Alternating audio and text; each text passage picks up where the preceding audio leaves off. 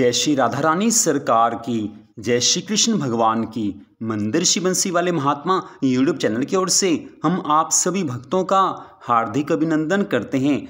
आज की इस विशेष वीडियो में हम आपको 28 अक्टूबर 2023 दिन शनिवार को लगने वाले चंद्र ग्रहण के बारे में सारी जानकारी देने जा रहे हैं। 28 अक्टूबर 2023 दिन शनिवार को चंद्र ग्रहण लगने जा रहा है और उसी दिन शरद पूर्णिमा भी है। तो इस वीडियो में हम आपको बताएंगे कि 28 और 29 अक्टूबर की मध्य रात्रि में लगने वाला ये चंद्र ग्रहण कहां पर लगने वाला है और आपको बताया जाएगा कि इस चंद्र ग्रहण का कौन सा समय है और इस चंद्र ग्रहण का सूतक काल कब से आरंभ हो जाएगा। चंद्र ग्रहण के समय क्या क्या सावधानी रखनी चाहिए और गर्भवती स्त्री को चंद्र ग्रहण के समय और सूतक काल में क्या सावधानी रखनी चाहिए, चंद्र ग्रहण के बाद क्या करना चाहिए, सारी जानकारी इस वीडियो में आपको दी जा रही है। तो सबसे पहली बात यह है कि इस वर्ष 2023 में 28 अक्टूबर दिन शनिवार को चंद्र ग्रहण लगने जा रहा है। ये चंद्र ग्रहण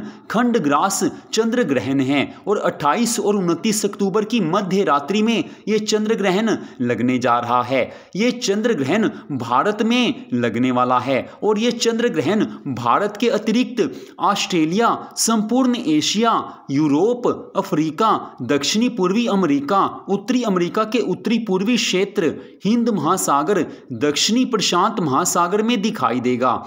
तो 28 और 29 अक्टूबर की मध्य रात्रि में लगने वाला यह चंद्र ग्रहण किस समय लगेगा वो हम आपको यहां पर बता रहे हैं। तो चंद्र ग्रहण 28 अक्टूबर की रात्रि में 1:05 पर आरंभ हो जाएगा। जी हां, चंद्र ग्रहण का आरंभ 28 अक्टूबर दिन शनिवार को रात्रि में 1:05 पर हो जाएगा और चंद्र ग्रहण की समाप्ति 28 अक्टूबर दिन शनिवार की रात्रि में ही 2:24 पर हो जाएगी। तो चंद्र ग्रहण के लगने से 9 घंटे पहले ही सूतक आरंभ हो जाता है। तो इस चंद्र ग्रहण का सूतक 28 अक्टूबर दिन शनिवार को 4:05 पर आरंभ हो जाएगा। चंद्र ग्रहण का सूतक आरंभ होते ही सभी मंदिर बंद हो जाते हैं, मंदिरों के कपाट बंद हो जाते हैं, देव मूर्तियों को ढक दिया जाता है। घर में भी जो सबने भगवान जी का मंदिर बनाकर रखा होता है उसको भी वस्त्र से ढक देना चाहिए।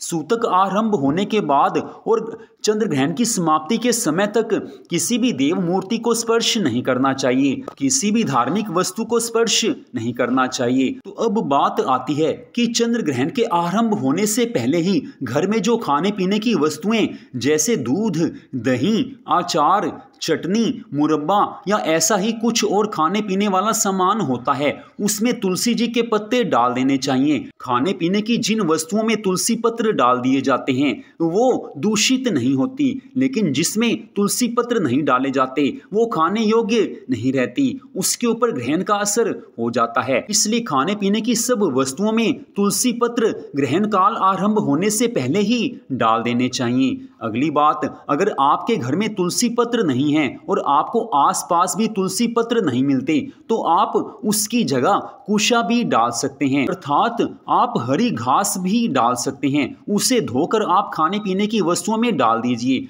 तो भी वो अच्छी बात है। अगली बात, ग्रहण काल में कुछ भी नहीं खाना चाहिए। ग्रहण के समय कुछ भी खाने से दोष लगता है, लेकिन यहाँ पर एक नियम है कि गर्भवती स्त्री हो या फिर बालक हो या वृद्ध हो या कोई बीमार हो, उनको ग्रहण के समय कुछ भी खाने से कोई भी दोष नहीं लगता है। अर्थात चाहे वो छोटे बच्चे हों, चाहे वो बड़े बुजुर्ग हों, चाहे कोई बीमार हो, चाहे वो गर्भवती स्त्री हो, इन सबको चंद्र ग्रहण के समय कुछ खाने में कोई भी दोष नहीं लगता है। दवाई भी ली जा सकती है, इन्हें कोई दोष नहीं लगता है, इनके लिए भगवान ने छूट दी हुई है। अब अगली बात, गर्भवती स्त्रियों को चंद्र ग्रहण से पहले ही अर्थात सूतक के समय से ही पूरी सावधानी रखनी चाहिए। गर्भवती स्त्री को चंद्र ग्रहण का सूतक आरंभ होते ही घर के अंदर ही रहना चाहिए, बाहर नहीं जाना चाहिए। गर्भवती स्त्री को चंद्र ग्रहण के समय और सूतक के समय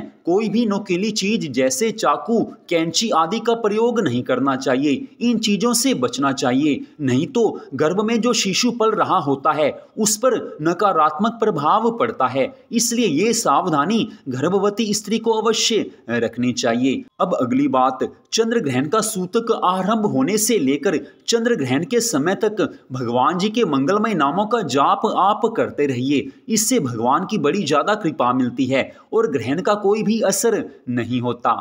सूतक आरंभ होने से लेकर चंद्र ग्रहण के समाप्त होने तक पुरुष और स्त्री को आपस में शारीरिक संबंध नहीं बनाने चाहिए, सोना नहीं चाहिए, नाखून इस समय नहीं काटने चाहिए, शरीर में तेल नहीं लगाना चाहिए। ये सब सावधानियां अवश्य रखनी चाहिए। और चंद्र ग्रहण की समाप्ति के बाद नहाना अवश्य चाहिए। लेकिन ये चंद्र ग्रहण 28 और 29 अक्टूबर की मध्य रात्रि 2:24 पर समाप्त होगा।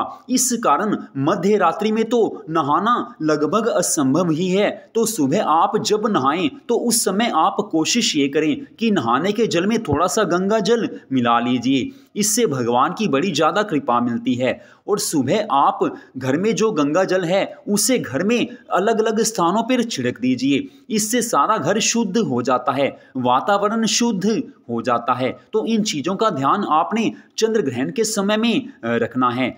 और सुबह जब आप चंद्र ग्रहण के अगले दिन सुबह उठें उस समय आप वस्त्र, फल और दक्षिणा आप ब्राह्मण को दान में दे दीजिए। इससे कोई भी कष्ट आपको नहीं सताएगा। किसी जरूरतमंद व्यक्ति को भी आप ये सब कुछ दे सकते हैं। आप अन्न का दान भी कर सकते हैं। तो चंद्र ग्रहण 2023 के संबंध में सारी जानकारी आपको दे दी गई है। आज की इस विशेष वीडियो को देखने के लिए आप सबका दिल से धन्यवाद। भगवान श्री राधा कृष्ण जी की अनंत कृपा सदा आप सब पर, आपके परिवार पर बनी रहे। इसी मंगल कामना के साथ जय श्री राधा रानी सरकार की, जय श्री कृष्ण भगवान की, जय जय श्री राधे, जय जय श्री राधे, जय जय श्री राधे श्याम।